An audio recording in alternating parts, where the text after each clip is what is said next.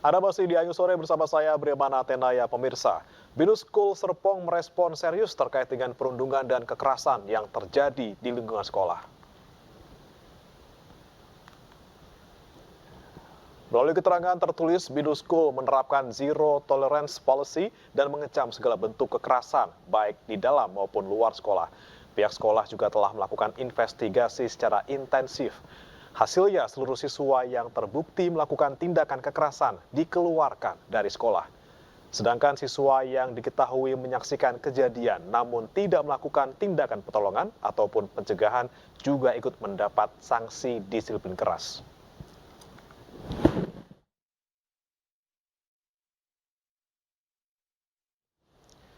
Kasus perundungan yang diduga dilakukan murid sekolah swasta di Tangerang Selatan, Banten viral di media sosial. Peristiwa perundungan tersebut diduga dilakukan lebih dari satu orang di sebuah warung. Dan berikut laporan Muhammad Zulhilmi dan juru kamera Nadifa dari Tangerang Selatan, Banten. Ya, pemirsa, peristiwa perundungan yang diduga dilakukan oleh siswa-siswa dari Binus School Serpong Tangerang Selatan ini mengejutkan banyak pihak. Dan untuk saat ini kami berada di lokasi Warung Ibu Gaul, di mana lokasi ini merupakan diduga tempat para terduga pelaku melakukan aksi perundungan yang diduga terjadi pada 13 Februari 2024 silam. Dan disinilah para terduga pelaku biasa melakukan aksinya, sekedar nongkrong ataupun makan dan juga minum. Dan jika kita melihat dari video yang viral di media sosial, di lokasi inilah para terduga pelaku melakukan aksi perundungan terhadap korbannya. Dan memang jika kita melihat dari foto-foto ataupun video yang beredar di media sosial bahwa terduga pelaku yang melakukan perundungan ini berjumlah lebih dari satu orang, bahkan terdapat foto di media sosial yang menyebutkan bahwa terduga pelaku ini berjumlah 8 orang yang merupakan anak-anak dari sejumlah artis ternama di Indonesia dan juga sejumlah politisi tersohor di Indonesia. Dan untuk saat ini kasus perundungan atau bully ini sudah ditangani oleh Polres Tangerang Selatan, dan tentu kita berharap bahwa kasus ini dapat diselesaikan secara berkeadilan dan tentunya dapat memenuhi hak-hak, baik itu hak dari korban dan juga hak dari terduga pelaku, karena bagaimanapun terduga pelaku dan juga korban ini disebut masih di bawah umur. Dari Tangerang Selatan, Banten. Ada kembali di Ayu Sore, pemirsa. Ketua Umum Partai Demokrat Agus Harimurti Yudhoyono dilantik menjadi Menteri Agraria dan Tata Ruang atau Kepala Badan Pertahanan Nasional. AHY menggantikan Hadi Cahyanto yang menjadi Menko Polhukam. Presiden Joko Widodo melantik Ketua Umum Partai Demokrat Agus Harimurti Yudhoyono menjadi Menteri Agraria dan Tata Ruang. AHY mengisi posisi sebagai Menteri ATR BPN karena Hadi Cahyanto menempati posisi baru sebagai Menko Polhukam. AHY hadir didampingi istrinya Anissa Pohan pada pukul 10.30 waktu Indonesia Barat di Istana Negara. Usai dilantik, AHY mengatakan memiliki komitmen untuk melanjutkan sejumlah program dan target yang telah dicanangkan oleh Hadi Cahyanto. Di antaranya adalah menuntaskan pemenuhan sertifikasi tanah elektronik hingga menyelesaikan isu sengketa tanah yang masih ada. Ya, pertama saya mengucapkan terima kasih sekali lagi kepada Bapak Presiden Joko Widodo yang telah memberikan kepercayaan amanah kepada kami untuk masuk ke pemerintahan sebagai Menteri Agraria dan Tata Ruang sekaligus Kepala Badan Pertanahan Nasional. Dan saya secara khusus mengucapkan terima kasih kepada Bapak Hadi Cahyanto yang juga luar biasa selama ini telah memimpin ATR BPN dengan luar biasa, dan sekaligus mengucapkan selamat, semoga Bapak sukses dalam tugas yang baru sebagai Menko Polhukam. Presiden juga melantik Hadi Cahyanto sebagai Menko Polhukam. Hadi diambil sumpahnya menggantikan Mahfud MD yang sebelumnya mengundurkan diri karena mengikuti kontestasi Pilpres 2024. Usai dilantik pada Rabu pagi, Hadi Cahyanto langsung bertolak ke kantor Menko Polhukam dan menggelar serah terima jabatan. Serah terima jabatan dilakukan oleh Hadi dan Tito Karnavian yang sebelumnya menjabat sebagai PLT Menko Polhukam. Hadi dan Tito kemudian menandatangani surat serah terima jabatan. Acara Sertijab dihadiri oleh beberapa pejabat seperti Menpan RB Aswar Anas, Wamenhan Herindra, Jaksa Agung ST Buharudin dan juga Wakapolri Komjen Agus Andrianto. Pembacaan doa. Hari ini saya mendapatkan mandat satu kehormatan dari Bapak Presiden menjadi Menteri Polhukam. Dan tadi pagi sudah dilantik dan sore hari ini dilaksanakan penyerahan jabatan dari PLT Bapak Tito Karnavian, Mendagri kepada saya.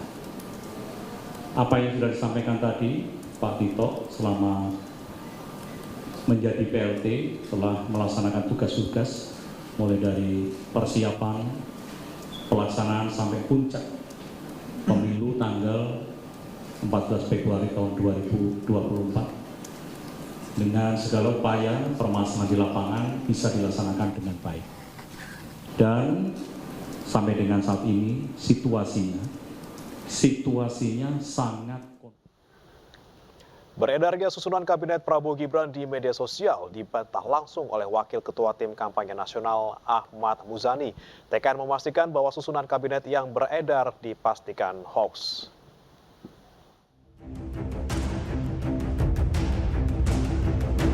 Media sosial dihebohkan dengan beredarnya susunan kabinet pasangan Capres-Cawapres Prabowo Gibran. Menanggapi hal itu, Wakil Ketua TKN Ahmad Muzani membantah. Muzani menegaskan, jika susunan kabinet Prabowo Gibran di media sosial merupakan hoax, sementara pihaknya masih menunggu hasil resmi KPU terkait penghitungan suara Pilpres 2024. Berbagai macam spekulasi pasti akan terjadi, termasuk spekulasi tentang daftar kabinet Prabowo Gibran. Jadi saya ingin mengatakan bahwa semua yang beredar di berbagai macam sosial media, siapapun namanya, apapun daftarnya, itu spekulatif. Kenapa?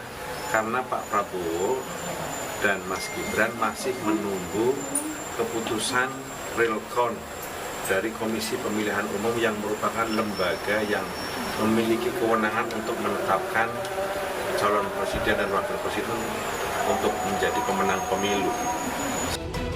Muzani juga menambahkan, penyusunan kabinet nantinya harus melalui mekanisme keputusan partai koalisi dan para tokoh yang terlibat di dalamnya. Dari Jakarta, Den Helmi Sajangbati, Ainus melaporkan. Massa aksi yang tergabung dalam Poros Buruh menggelar demonstrasi di depan gedung KPU RI Jakarta. Massa menolak Pilpres curang dan meminta para komisioner KPU dipecat. Dengan membawa spanduk, massa aksi ini berunjuk rasa di depan KPU RI pada Rabu siang. Dalam aksinya mereka menuntut diantaranya menolak Pilpres curang, diskualifikasi Capres-Cawapres yang diduga curang, meminta para komisioner KPU dipecat, hingga melakukan audit IT KPU. Akibat massa yang memadati area sekitar Jalan Imam Bonjol sempat terjadi kemacetan. Petugas kepolisian pun berjaga di sekitar lokasi dan menutup sementara Jalan Imam Bonjol di depan KPU. Bahwa hasil teman-teman harus paham tentang baliho ini. Pemirsa, 100 tokoh menyatakan penolakan terhadap hasil Pilpres 2024 karena menilai terjadi kecurangan secara terstruktur, sistemis, dan masif. Pembacaan atas sikap penolakan para tokoh terhadap hasil Pilpres dibacakan oleh mantan Ketua Umum PP Muhammadiyah Din Samsudin. Para tokoh juga menilai pelaksanaan Pilpres 2024 menyimpang dari etika, politik, agama, dan budaya bangsa.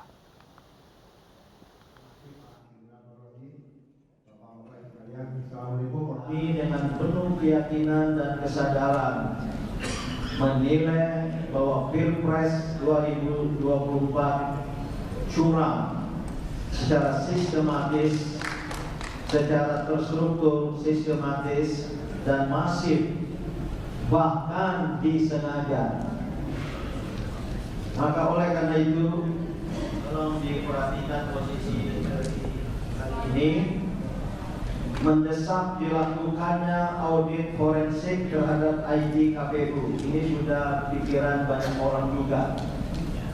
maka kita akan saling bekerja sama mendorong adanya audit forensik dan kami menyiapkan ahli terutama untuk membuktikan sebuah penghinaan terhadap negara, yaitu adanya server di luar negeri, tepatnya di Singapura. Yang kedua, pengenaan sanksi hukum dan etik atas mereka yang melakukan pelanggaran. Nanti apakah ada lembaga penegak hukum negara yang melakukan itu, atau kita tunggu ada kawan-kawan yang akan melakukan People's Tribunal. Yang ketiga, nah ini agak tenahan, mohon maaf, di antara kami belum ada kesepakatan karena ada beberapa pikiran, tapi banyak didengar polnya tinggi agar dilakukan pemilu pilpres ulang secara menyeluruh dari awal. Ada juga yang tidak setuju karena boleh jadi hal demikian menguntungkan pihak tertentu. Maka posisi dari pernyataan ini pemulangan penghitungan suara berdasarkan hasil pemungutan suara di TPS sampai kepada Q1 yang telah diverifikasi keabsahannya. Jadi bukan hanya rekapitulasi di TPS sampai Q1 dibiarkan begitu saja, diverifikasi karena ada perolehan suara sebuah atau paslon tertentu melebihi jumlah total pemilih di TPS itu. Wacana mengusung hak angket terkait dugaan kecurangan Pilpres 2024 terus menguat. Anggota DPR fraksi PDI Perjuangan yang juga Wakil Deputi Kinetik Teritorial TPN Adian Napitupulu menegaskan hak angket digulirkan bukan mencari kalah menang, namun mencari kebenaran.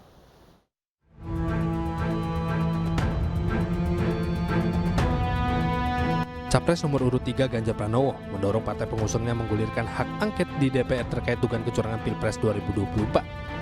Dugaan kecurangan pada Pilpres 2024 mesti disikapi. Fraksi PDIP DPR juga telah menegaskan solid melayangkan hak angket DPR guna menelisik kejanggalan dalam proses Pilpres 2024. Anggota DPR fraksi PD Perjuangan yang juga Wakil Deputi Kinetik Teritorial TPN Adian Napitupulu juga menyatakan partai-partai pengusung pasangan nomor urut 3 Ganjar Mahfud dan nomor urut 1 Anies Muhaimin akan solid mengusung hak angket. Selain itu, Adian juga menegaskan hak angket digulirkan bukan mencari kalah menang, tapi mencari kebenaran. Pak Ganjar, Pak Anies sudah sepakat untuk mengajukan hak angket beserta dengan partai-partai pendukungnya. Ya kita lihat saja di parlemen proses politiknya. Soal hak angket itu Bang, kalau dari fraksi PDI sendiri gimana sih Bang? Menurut saya ketika Ketua Umum perintahkan kita pasti solid. Partai-partai koalisi Pak Ganjar juga pasti solid karena sudah ada pembicaraan kok. Begitu juga partai-partai koalisi Pak Anies juga pasti solid karena sudah ada pembicaraan. Kita tidak sedang mencari kalah menang saja, tapi kita sedang mencari kebenaran itu sendiri. Hak angket adalah hak untuk melakukan penyelidikan terhadap pelaksanaan suatu undang-undang, kebijakan pemerintah yang berkaitan dengan hal penting, strategis, dan berdampak luas pada kehidupan bermasyarakat, berbangsa, dan bernegara yang diduga bertentangan dengan peraturan perundang-undangan. Dari Jakarta, Anggita Maura, Ahmad Putra Ainus melaporkan. Capres Anies Baswedan mengatakan Koalisi Perubahan mendukung usulan Capres Ganjar Pranowo agar DPR menggunakan hak angket mengusut kecurangan Pilpres. Anies yakin proses hak angket bisa berjalan karena dikawal fraksi PDI Perjuangan yang merupakan fraksi terbesar di DPR. Ketika kita mendengar akan dilakukan, kami melihat itu ada inisiatif yang baik. Dan ketika Pak Ganjar menyampaikan keinginan untuk melakukan angket itu, fraksi PDI Perjuangan adalah fraksi yang terbesar. Kami yakin bahwa Koalisi Perubahan, Partai Nasdem, Partai PKB, Partai PKS akan siap untuk bersama-sama.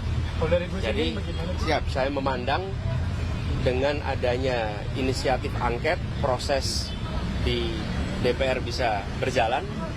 Kami siap dengan data-datanya. Dan di bawah kepemimpinan fraksi terbesar, maka proses DPR bisa berjalan, saya yakin.